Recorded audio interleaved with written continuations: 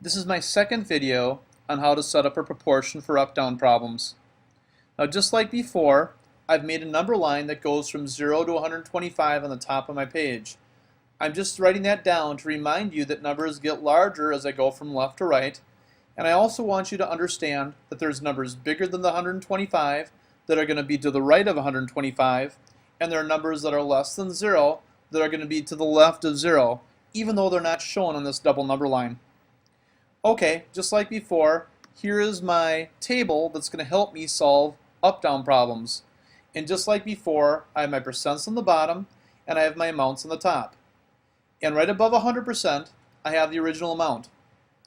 Now, if my new amount decreases from my original amount, I'm going to put my new amount here. If my new amount increases from my original amount, I'm going to put my new amount here.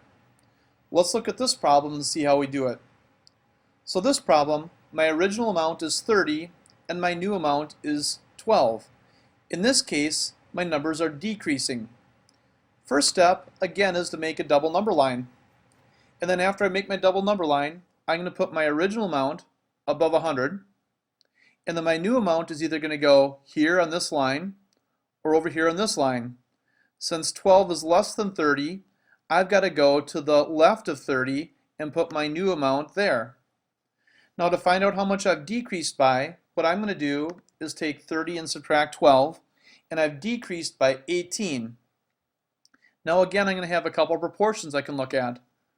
And I'm going to put two x's down there, and I'm going to take my big block here to cover up the proportions one at a time. If I want to know what percent 12 is of 30, the proportion I'm going to use is that one right there. 12 over x is equal to 30 over 100. But I want to find my percent decrease. And when I find my percent decrease, I want to use that proportion right here.